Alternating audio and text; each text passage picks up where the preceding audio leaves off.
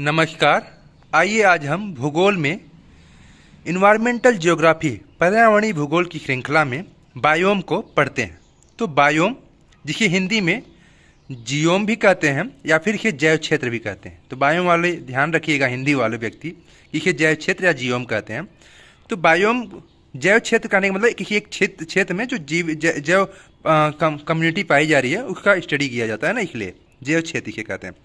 English में इसे normally ऐसे कहा जा सकता है, ए प्लांट मतलब एक पौधा, मतलब प्लांट मतलब पादप समुदाय, and animal community that covers a large geographical area. मतलब पौधों और प्लांट्स और एनिमल की जो समुदाय है उनका कवर, मतलब एक जियोग्राफी मतलब भौगोलिक एरिया, एक बड़ा भौगोलिक एरिया को जो कवर करता है उसी को हम बायोम कहते हैं। नॉर्मली ऐसे क्या कहते हैं डिफिनीशन में। और अच्छे से डिफिनीशन अगर देना हो बायोम का तो बहुत अच्छा डिफिनीशन ये है कि जब किसी इकोसिस्टम में, मान लीजिए कोई एक इकोसिस्टम है, पारिस्थितिक तंत्र है, कि सभी उस इकोसिस्टम में सभी जो प्लांट्स पाए जाते हैं, प्लांट मतलब वेजिटेशन, वनस्पतियाँ वहाँ की जो पाई जाती हैं, एनिमल्स मतलब वहाँ के जो जंतु पाए जाते हैं, फिर उसको वहाँ का जो क्लाइमेट पाया जाता है, जलवायु, और एक्सेट्रा में वहाँ की सॉइल को ले सकते हैं। ठीक है, उनका जब हम सामूहिक रूप से अध्ययन करते हैं, मतलब कलेक्टिव स्टडी किया जाता है, उसी को हम बायोम कहते हैं। ठीक है, जो कि ध्यान दीजिएगा, जो कि समान पर्यावरणीय मतलब विशेषताएं रखते हैं, मतलब सेम इन्वायरमेंटल कंडीशन, मतलब वहाँ की जो जलवायु पाई जाती है वह अलग दूसरों से भिन्न रहती है। ठीक है, सेम इन्वायरमेंटल कंडीशन रहता है वहाँ की जलवायु की, एक समान जलवायु पाई जाती है। ठीक है, तो विश्व को क्लाइमेट एंड वेजिटेशन के आधार पर विभिन्न बायो में विभक्त किया जाता है, जलवायु और वनस्पति के आधार पर। ठीक है, तो ये मुख्यतः 3 भागों में बांटे गए हैं। तो जलवायु के आधार पर, क्लाइमेट के आधार पर 3 भागों में टुंड्रा बायोम, और उनका जो 2 भाग बांटा गया है, आर्कटिक टुंड्रा बायोम और अल्पाइन टुंड्रा बायोम। ये दोनों भाग हैं, ये वनस्पति मतलब वेजिटेशन, बेस्ड ऑन वेजिटेशन के आधार पर है। फिर आपका टेम्परेट बायोम आता है। देखिए, क्लाइमेट के आधार पर टुंड्रा, टेम्परेट एंड ट्रॉपिकल। ठीक है, और वेजिटेशन के आधार पे उनका सब डिवीजन हुआ है। ठीक है, सब ऑर्डर किया गया है। तो फर्स्ट ऑर्डर में आपका क्लाइमेट, सेकंड ऑर्डर में वेजिटेशन के आधार पर। तो टेम्परेट में बोरियल, जो कि टैगा कहा जाता है। ठीक है, इसी और एक चीज़ जानते रहेगा टैगा के बारे में कि ये साउथर्न हेमिस्फीयर में नहीं पाया जाता। क्यों नहीं पाया जाता? क्योंकि यहाँ पे साउथर्न हेमिस्फीयर के लेटीट्यूड पे वाटर बॉडी मिलता है, लैंड बॉडी नहीं मिल पाता। ठीक है, दक्षिणी गोलार्ध में नहीं पाया जाता है बोरियल टैगा फॉरेस्ट बायोम। दूसरा, वनस्पति के आधार पर देखा तो टेम्परेट डेसिडुअस फॉरेस्ट हो गया बायोम। तीसरा है टेम्परेट ग्रासलैंड, घास क्षेत्र वाला बायोम। चौथा है मेडिटेरियन, भूमध्य सागरी या रूम सागरी भी से कहते हैं बायोम। ठीक है, आप आते हैं ट्रॉपिकल बायोम। ट्रॉपिकल मतलब जो कटिबंधी वाला क्षेत्र हो गया वो वाला आ गया। तो इसमें tropical forest biome, savanna biome और डेजर्ट बायोम आपका इसके अंतर्गत आएगा। तो अब हम मुख्य जो ट्रॉपिकल मतलब मुख्य जो बायोम है, महत्वपूर्ण बायोम है, उनके बारे में एक एक करके अध्ययन करते हैं। तो सबसे पहले हम आते हैं ट्रॉपिकल एवरग्रीन रेन फॉरेस्ट। कहने का अर्थ हुआ जो उस कटिबंधी सदाबहार वर्षा वन बायोम है उनको लेते हैं। इन्हें हम ऑप्टिमम बायोम भी कहते हैं। ऑप्टिमम अनुकूल बायोम कहने, अनुकूलतम बायोम कहने का अर्थ ये होता है क्योंकि यहाँ पे हाई टेम्परेचर और हाई रेनफॉल पाई जाती है इस एरिया में, और इस वजह से क्या होता है कि वर्ष भर यहाँ पे गर्मी बनी रहती है और तर भी रहता है, मतलब हॉट एंड वेट आर्द्र स्थिति रहता है, मौसम बना रहता है, इसलिए इसे ऑप्टिमम बायोम कहते हैं, मतलब एक अनुकूल मौसम रहता है। ठीक है, लोकेशन अगर इसकी देखें तो ये किसके बीच में जाता है, तो आप इसे ऐसे देख सकते हैं कि देखिए इक्वेटर से 10 डिग्री उत्तर और 10 डिग्री दक्षिण के बीच में ये पाया जाता है। तो ये मैंने बताया है 10 degree north to 10 degree south के बीच में। ठीक है, मुख्य अगर इसकी हम रीजन देखें तो अमेजन बेसिन हो गया दक्षिण अमेरिका का, कांगो बेसिन अफ्रीका का हो गया, इंडो मलेशियन रीजन हो गया मुख्यतः जावा, सुमात्रा, बोर्नियो और मलेशिया और गिनी एक्सेप्ट्रा करके। तो अब मैं मुख्य में दिखाना चाहूँगा। देखिए, इक्वेटर के पास अमेजन बेसिन आपको मिल जाएगा, कांगो बेसिन अफ्रीका में मिल जाएगा, ये वाला क्षेत्र पूरा हो गया। फिर आपका Indo Malaysian rain forest region हो गया आपका। ठीक है, और इसी में मेडागास्कर का जो आपका पूर्वी किनारा है महासागरों की तरफ के, या फिर महाद्वीप के पूर्वी किनारे पर महासागर के पश्चिमी किनारे का इसका थोड़ा सा लिया जाता है। ठीक है, ये आपका हो गया ट्रॉपिकल एवरग्रीन फॉरेस्ट का लोकेशन। आगे बढ़ते हैं, क्लाइमेट, वहाँ की जलवायु को देखते हैं। वहाँ की जलवायु अगर हम बात करें तो पूरे वर्ष मतलब सालों भर जो रहता है हाल दो मतलब temperature, high temperature and high rainfall रहता है। मैंने अभी बताया था आपको, मतलब अत्यधिक वर्षा होती है और अत्यधिक वर्षा और टेम्परेचर दोनों रहता है। एवरेज एनुअल टेम्परेचर मतलब औसत वार्षिक वर्षा अगर हम देखें तो 200 सेंटीमीटर एंड एवं मतलब 200 सेंटीमीटर भी होता है और उससे ज़्यादा भी होता है। इसे 200 मिलीमीटर 2000 मिलीमीटर भी कर सकते हैं, 200 सेंटीमीटर को मिलीमीटर में कन्वर्ट करने के लिए। यहाँ पे जो वर्षा होती है वो किससे होती है, तो यहाँ पे क्या होता है कि दिन भर खून की रोकनी पड़ती है, तो कन्वेंशनल करंट की वजह से कन्वेक्टिव करंट की वजह से क्या होता है, रेनफॉल भी कहाँ पे होता है, कनवनी वर्षा की होती है यहाँ पे। ऊपर हवाएं चलती हैं, क्लाउड बनता है, क्यूमुलिम्बस क्लाउड बनता है, फॉर्म बनता है, और डेली जो है 2 से 4 पीएम के बीच पे यहाँ पे आपकी वर्षा होती है। ठीक है, इस चीज़ को जानते रहेगा। ये हुई क्लाइमेट की बात यहाँ की। अब वेजिटेशन, वनस्पतियों के बारे में यहाँ पे हम अध्ययन करते हैं। वेजिटेशन के अगर हम देखें तो 5 वर्टिकल स्ट्रेटिफिकेशन यहाँ पे लेयरिंग मिलता है। 5 स्तर लेयर बॉटम टू टॉप पाए जाते हैं। आप इसे ऐसे समझ सकते हैं, मैंने जब प्लांट सिस्टम पढ़ाया था तो मैंने बताया था ना, जो लेयर था टॉप पे आपके कैनोपी पाए जाएंगे, फिर उसके बाद सब कैनोपी फिर सर्व हर्ब फिर ग्राउंड लेयर। ऐसे यहाँ पे जो वेजिटेशन मतलब कि ट्रॉपिकल एवरग्रीन फॉरेस्ट वाला जो वेजिटेशन है वहाँ पे 5 लेयर पाया जाता है। एकदम टॉप पे इमर्जेंट टॉप ट्री पाया जाता है, फिर कैनोपी पाया जाता है, सब कैनोपी फिर सर्व हर्ब फिर ग्राउंड लेयर आपका रहेगा। आप इसे यहाँ से समझ सकते हैं। देखिए यहाँ पे लेयर मैंने बनाया, ये ऊपर फर्स्ट लेयर हो गया, फिर सेकंड लेयर, फिर थर्ड लेयर, फिर 5 लेयर।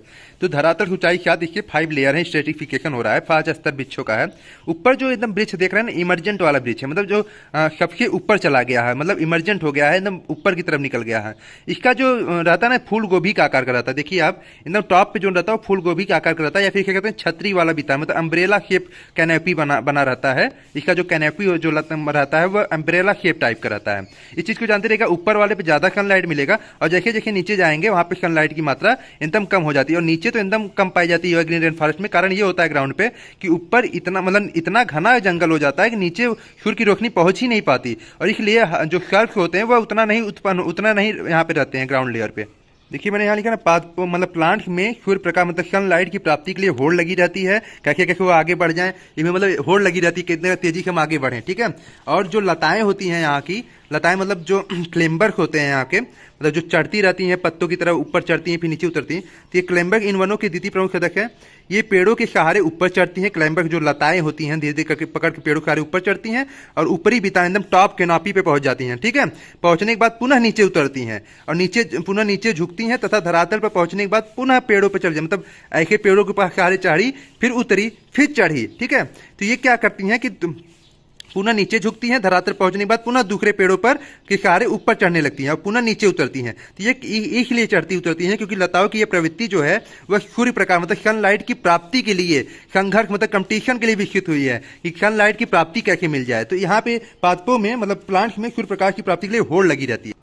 मैंने बताया ना, प्लांट्स एंड क्लाइंबर की जो लताएं होती हैं सूर्य प्रकाश की प्राप्ति के लिए होड़ लगी रहती है। ऊपरी आवरण पर जो सर्वाधिक सनलाइट जो एकदम ऊपर वाला आवरण रहेगा, जो फूल गोभी वाला मैंने बताया ना एम्ब्रेला शेप, ऊपर सर्वाधिक सनलाइट मिलेगा और धरातल पर जो रहेगा वह न्यूनतम मिलेगा। मतलब क्या कहते हैं, absence of the ground, ground पे न्यूनतम सनलाइट, वनों के घने होने के कारण वहां पे न्यूनतम पाया जाता है। हमने अभी बताया था आपको।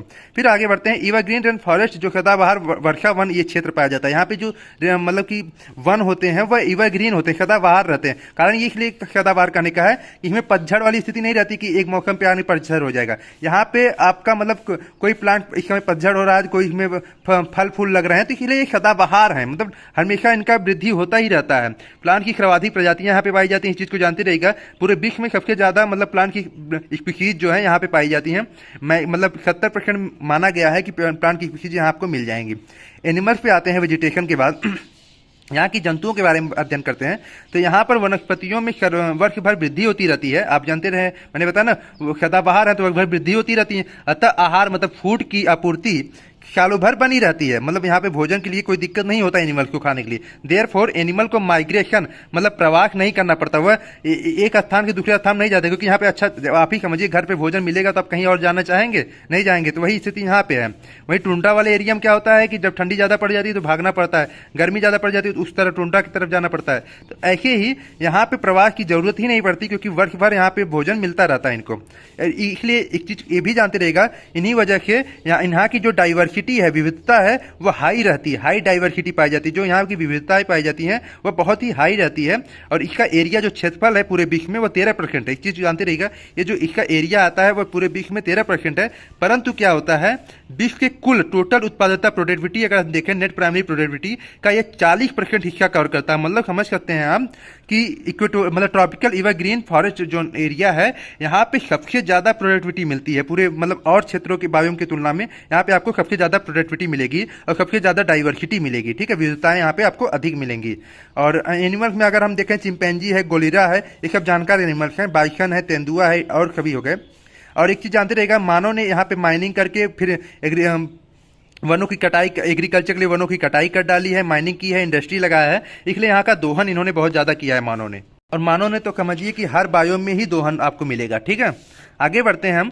अब आते हैं monsoon deciduous forest biome, monsoon पर्णपाती पतझड़ वन। डेसिडुअस मतलब पतझड़ वन, देखिए वो एवरग्रीन था और ये डेसिडुअस है। डेसिडुअस मतलब एक निश्चित समय पे ये पतझड़ होगा, एक निश्चित समय रहेगा, इसका टाइम रहेगा, उसमें वह अपना पतझड़ गिरा देते हैं। ठीक है, तो इसका जो टाइम रहता है पतझड़ वाला वो मैं यहीं पे लिखा हूँ। हाँ, शरद काल में, शरद काल के अंत में इन्होंने अपना पत्तियां गिरा देती हैं। शरद काल मतलब 15 सितंबर के 15 दिसंबर के बीच शरद काल चलता है, तो 15 दिसंबर के बाद, क्योंकि अंत में बात हो रही है ना, यहाँ पे पत्तियां गिरा देते हैं, इसलिए इन्हें मानसून पर्णपाती वन कहते हैं। तो ये मानसून एरिया में पाए जाते हैं। मुख्यतः देखा जाता है कि 10 से 30 डिग्री अक्षांश के बीचों में आपको यहाँ पे मिलेंगे। तो इसमें आपका भारत भी आ जाता है, क्योंकि 10 के ऊपर है तो 10 डिग्री 30 डिग्री अक्षांश में आपका भारत भी आ जाएगा। फिर इसमें देखिए कौन कौन सा लोकेशन हम देख रहे हैं। न्यू ट्रॉपिक एरिया होगा, वेस्ट इंडीज, जो इधर देखिए वेस्ट इंडीज है आपका अमेरिका वाला। फिर इंडो मलेशियन जोन होगा, जिसमें भारत का आपका क्षेत्र हो जाएगा, जिसमें भारत हो गया, south and south east Asia मतलब दक्षिण पूर्व एशिया हो गया आपका। और फिर इक्वेटोरियल रीजन हो गया। इक्वेटोरियल रीजन को छोड़कर, कहने का अर्थ ही हुआ कि जो इक्वेटोरियल रीजन था वो था आपका, उसमें गया था ना, एवरग्रीन रेन फॉरेस्ट में चला गया था, इसलिए इक्वेटोरियल रीजन को छोड़कर जो एरिया उसके ऊपर आता है, क्योंकि इक्वेटोरियल 0 से 10 के बीच में था और ये 10 से 30 के बीच में है। ठीक है, तो इक्वेटोरियल रीजन को छोड़कर आपका मानसून डेसिडुअस फॉरेस्ट के अंतर्गत आपका एरिया आएगा। ठीक है, आगे बढ़ते हैं। तीसरा जो था पूर्वी अफ्रीका में उत्तरी ऑस्ट्रेलिया में, आप देख सकते हैं ये पूर्वी अफ्रीका और उत्तरी ऑस्ट्रेलिया, ये उत्तरी ऑस्ट्रेलिया में, नॉर्थ ऑस्ट्रेलिया में आपको मिलेगा। और फिर दक्षिण अफ्रीका, एक छोटे छोटे दक्षिण अफ्रीका में, फिर दक्षिण ब्राजील में आपको थोड़ा सा मिल जाएगा, दक्षिण पूर्वी यूएसए में, ताइवान, चीन में, इन सब का एरिया एक्सेप्टा के रूप में थोड़ा थोड़ा मिलता है। ठीक है, आगे बढ़ते हैं। अब हम क्लाइमेट के बारे में अध्ययन करते हैं। तो इसका जो एनुअल एवरेज रेनफॉल होता है, औसत वार्षिक वर्षा होता है, वो 150 सेंटीमीटर एंड एवर, मतलब 150 सेंटीमीटर या उससे अधिक भी हो सकता है, कभी कभी कम भी होता है, एल नीनो की वजह से आ जाता है भारत में। तो संपूर्ण वार्षिक वर्षा का 80 से 90% भाग जो है वर्षा ऋतु में होता है। आप भारत में रह रहे होंगे तो जानते होंगे 15 जून से 15 सितंबर जो कि दक्षिण पश्चिम मानसून की वर्षा होती है।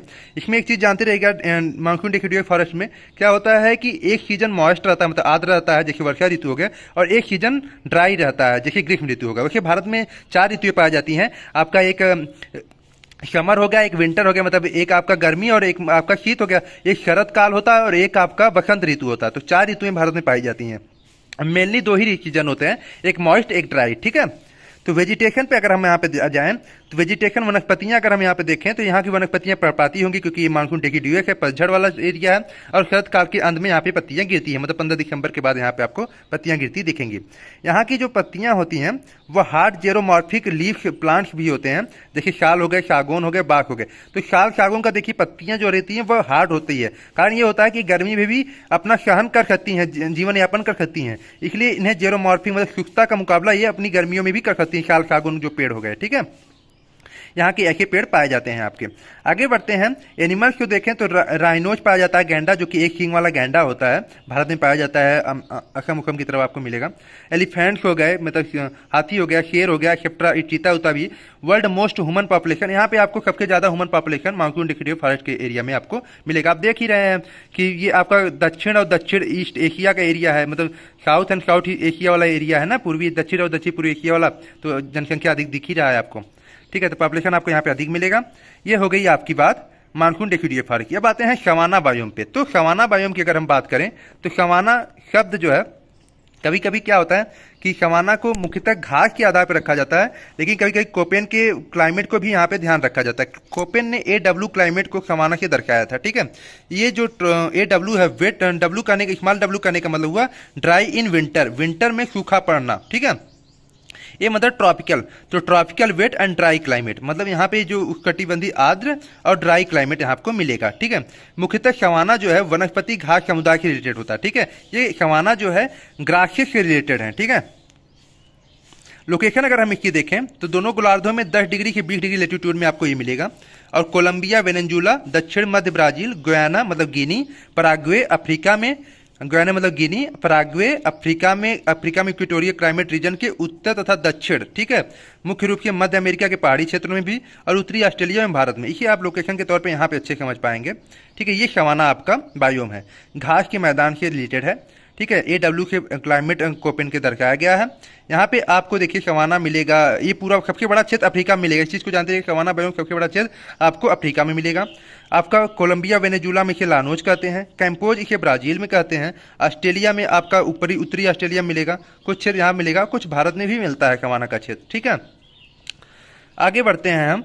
ये हो गया लोकेशन। लोकेशन के बाद हम क्लाइमेट, वहाँ की जलवायु के बारे में अध्ययन करते हैं। अगर हम वहाँ की जलवायु के बारे में अध्ययन करें तो यहाँ का जो एवरेज एनुअल रेनफॉल है वह 50 से 200 सेंटीमीटर के बीच माना गया है। ठीक है, और डेजर्ट में 25 से 50 सेंटीमीटर, मतलब कि जो शुष्क स्थान है वहाँ 25-50 सेंटीमीटर, और इक्वेटोरियल रीजन में 120 से 150 सेंटीमीटर के बीच में वर्षा होती है। टेम्परेचर यहाँ पे देखें तो 20 डिग्री सेल्सियस के नीचे नहीं जा पाता है, तो 20 डिग्री सेल्सियस के ऊपर ही यहाँ पे टेम्परेचर आपको मिलेगा, क्योंकि यहाँ पे एक शुष्क वाला एरिया है। ठीक है, मतलब कि क्या कहते हैं, गर्म हाट वाला एरिया है। और वेजिटेशन में देखें तो यहाँ पे घासों का बाहुल स्वर प्रमुख है, मतलब सबसे ज़्यादा आपको ग्रासेस यहाँ पे मिलेंगी। और मुख्यतः हाथी घास, एक चीज़ जानते रहिएगा, सवाना में हाथी घास एलिफेंट ग्रासेस बहुत ही इंपॉर्टेंट है। इसकी ऊंचाई 5 मीटर तक होती है। ठीक है, पूछता भी है, एलिफेंट घासेस सवानों के लिए एलिफेंट ग्रासेस भी कहा जाता है। घासों की ऊंचाई औसतन 80 सेंटीमीटर एंड एबव होती है, लेकिन एलिफेंट की 5 मीटर तक हो जाती है। आते हैं एनिमल के पे। तो यहाँ की जो सवाना में एनिमल की अत्यधिक जनसंख्या के बावजूद उनके आहार मतलब फूड के लिए प्रतिस्पर्धा नहीं है। कारण ये है क्योंकि ग्रेजिंग सक्सेशन मतलब चराई अनुक्रम का पूर्ण विकास हुआ है। देखिए, जो सबसे बड़े वृक्ष जिराफ हो गया तो उसका गर्दन बड़ा होता है, तो वृक्ष की पत्तियों को खाता है। जेब्रा ऊंची घासों को खाता है, हिरण छोटी घासों को खाता है। तो एक सक्सेशन मतलब एक अनुक्रम मिल रहा है, सबसे बड़ा फिर छोटा फिर छोटा। ये जानवरों का एक सक्सेशन बन गया है, जिसकी वजह से ग्रेजिंग सक्सेशन मतलब चराई अनुक्रम का पूर्ण विकास होने की वजह से यहाँ पे जो है आहार के लिए प्रतिस्पर्धा मतलब फूड के लिए कंपटीशन नहीं होता है। देखिए यहाँ पे लिखा है, उल्लेखनीय है सवाना में जंतु मतलब एनिमल की अत्यधिक जनसंख्या मतलब मैक्सिमम पॉपुलेशन के बावजूद उनमें आहार मतलब फूड के लिए अधिक कंपटीशन नहीं होता है, क्योंकि इस बायोम की वनस्पति मतलब वेजिटेशन के मुताबिक शाकाहारी जंतु जो कार्निवोरस हार्निवोरस नहीं हार्बीवोरस होंगे, मतलब जो शाकाहारी हैं, जो कि शाक सब्जी खाते हैं, ग्रहण करने की आदतों में विशिष्टता पाई जाती है। उदाहरण के लिए देखा जाए तो जिराफ जो सबसे बड़ा मतलब लंबाई में रहता है, तो वृक्षों की पत्तियों पर निर्भर रहता है। और जेब्रा ऊंची घासों के ऊपरी भाग एवं झाड़ियों को खाता है। और विल्ड बिस्ट मध्यम ऊंचाई घासों को चलता है। और गजल मतलब हिरण परिवार के जो गजल हैं वो आपके सबसे छोटी घासों का सेवन करते हैं। स्पष्ट है सवाना बायोम में आपका ग्रेजिंग सक्सेशन का पूर्ण विकास हुआ है। ठीक है, अगर हम इसकी प्रोडक्टिविटी मतलब उत्पादकता को देखें तो एवरेज एनपीपी जो है नेट प्राइमरी प्रोडक्टिविटी 900 ड्राई ग्राम पर मीटर स्क्वायर पर ईयर होता है। ठीक है, ये आपका सवाना बायोम की बात हुई। अब आते हैं हम मेडिटेरियन बायोम के, मतलब मेडिटेरियन को हिंदी में भूमध्य सागरी या रूम सागरी दोनों कहा जाता है। ठीक है, तो मेडिटेरियन कहने का अर्थ हुआ, यहाँ पे हमेशा याद रखिएगा मुख्य चीज़ें यहाँ पे साइट्रस फ्रूट पाए जाते हैं, जो खट्टे दल फल होते हैं, जैसे नींबू संतरा। और यहाँ पे dry summer and wet winter, क्या होता है यहाँ पे सर्दियों में वर्षा होती है। इस चीज़ को जानते रहिएगा, जो मेडिटेरियन रीजन है वहाँ पे सर्दियों में वर्षा होती है वेस्टर्ली की वजह से, पछुआ पवनों के कारण यहाँ पे विंटर में वर्षा होती है। इसलिए यहाँ पे जो यहाँ के जो प्लांट्स होते हैं वह साइक्रोफाइलस होते इकोसिस्टम कहते हैं, क्योंकि यहाँ की जो पत्तियाँ होती हैं मोटी और कठोर होती हैं। आप देखिए, जैसे नींबू की पत्ती देखिए या फिर संतरा की पत्ती देखिए, तो नींबू की जो पत्तियाँ देखेंगे वो मोटी रहेंगी। कारण ये होता है इनकी पत्तियाँ कठोर और मोटी होती हैं, क्योंकि वे ग्रीष्म काल में शुष्कता को सहन करके, इस बायोम की वनस्पतियों की संरचना इस तरह की होती है कि वे ग्रीष्म काल की शुष्कता को सहन कर सकें, इसलिए पत्तियां मोटी तथा कठोर होती हैं। इसे हम सैक्रोफाइलस तथा वनों के छाल मोटी होते हैं, इनका वनों का छाल मोटी होता है। ये तो कुछ मुख्य बातें हो गई आपकी। अब आगे बढ़ते हैं यहाँ के लोकेशन के बारे में, मतलब स्थिति के बारे में देखें तो ये महाद्वीपों के वेस्टर्न साइड में 30 से 40 डिग्री अक्षांशों के बीच दोनों गोलार्ध में पाए जाएंगे। आप यहाँ पे एक समझिए, ये देखिए महाद्वीप हैं, तो जो भी महाद्वीप हैं उसकी वेस्टर्न साइड में आपको ये मिलेंगे। देखिए पूरा महाद्वीप है यूरेशिया, तो उसकी वेस्टर्न साइड में अफ्रीका के अंदर नीचे, और ऑस्ट्रेलिया अपवाद के रूप में वेस्टर्न दक्षिण पश्चिम के रूप में मिल जाता है। तो उत्तरी, हाँ एक चीज़ जानते हैं, उत्तरी महाद्वीपों के वेस्टर्न साइड में और दक्षिण में भी वेस्टर्न साइड में आपको यहाँ पे मिलेंगे। आगे बढ़ते हैं, इसका लोकेशन अगर हम देखें तो भूमध्य सागर के किनारे जो फैले यूरोपीय भाग हैं उनको ले लें, यूरोपियन कंट्री हो गए, मेडिटेरियन रीजन के आसपास, फिर कैलिफोर्निया यूएसए का जो कैलिफोर्निया रीजन हो गया, फिर मिडल चिली हो गया साउथ अमेरिका का, फिर कैप टाउन हो गया साउथ अफ्रीका का, जो कैप टाउन साउथ दक्षिण अफ्रीका वाला एरिया है, फिर आपका दक्षिण पश्चिम साउथ वेस्ट ऑस्ट्रेलिया वाला तटवर्ती भाग हो गया। इसे आप यहाँ से समझिएगा, अच्छे से समझ में आएगा। ये देखिए मेडिटेरियन, नाम जो मेडिटेरियन है मैक्सिमम मेडिटेरियन यूरोपीय क्षेत्रों के आधार पर हमारे ख्याल से रखा गया है। भूमध्य सागर जलवायु भूमध्य सागर से लिया गया है, तो यहाँ के जो यूरोपीय कंट्री है उनको लिया गया है। कैलिफोर्निया का जो यूएसए का कैलिफोर्निया रीजन है इसको लिया गया है, तो महाद्वीप के देखिए पश्चिमी क्षेत्र में। फिर मिडल चिली को लिया गया है। फिर कैपटाउन जो दक्षिण अमेरिका का एरिया है, एकदम दक्षिणी बिंदु अफ्रीका का, उसको लिया गया है। फिर दक्षिण पश्चिम ऑस्ट्रेलिया वाला एरिया लिया गया है, दक्षिण है और पश्चिम की तरफ है, ठीक है। अब आते हैं यहाँ के क्लाइमेट मतलब जलवायु के बारे में अध्ययन करते हैं। तो जलवायु हमने बताया यहाँ पे dry summer and wet winter, मतलब गर्मियाँ जो होती हैं वो शुष्क रहती हैं और उन्हीं गर्मियों के बचने के लिए पत्तियाँ मोटी रहती हैं, ठीक है। वेट विंटर आर्द्र रहता है, सर्दियों में आपका वर्षा होती है। तो यहाँ पे एवरेज टेम्परेचर अगर हम विंटर का देखें तो 5 से 10 डिग्री सेल्सियस के बीच में रहेगा। समर मतलब ग्रीष्म ऋतु में अगर हम देखें तो आपका 20 से 27 डिग्री के सेल्सियस के बीच में रहेगा औसत वार्षिक तापमान, ठीक है। और औसत वार्षिक वर्षा अगर हम देखें टोटल होल का देखें तो 37 सेंटीमीटर से 65 सेंटीमीटर के बीच में रहेगा। और एवरेज टेम्परेचर देखें होल तो 15 डिग्री सेल्सियस से 17 डिग्री सेल्सियस के बीच में रहेगा। तो एवरेज टेम्परेचर विंटर में 10 से 10 डिग्री सेल्सियस और समर में 20 से 27 डिग्री सेल्सियस। और एवरेज टेम्परेचर पूरा देखें होल तो 15 से 17 डिग्री सेल्सियस। तो ये आपकी बात हो गई क्लाइमेट की। आते हैं वेजिटेशन पे। तो वेजिटेशन पे अगर हम देखें वनस्पतियां यहाँ पे क्या क्या पाई जाती है, तो यहाँ झाड़ियाँ पाई जाती है। सर्फ स्थानीय नाम पे अगर हम इनका देखें मुख्यतः यहाँ पे झाड़ियाँ पाई जाती है मुख्य, क्योंकि ये ग्रासिक मतलब मेडिटेरियन वाला एरिया है, तो यहाँ पे झाड़ियाँ पाई जाती हैं श्रब। तो इनके स्थानीय नाम अलग अलग हैं। जैसे यूरोपियन एरिया में अगर आप देखें तो इन्हें मार्क्यूस या मर्चिया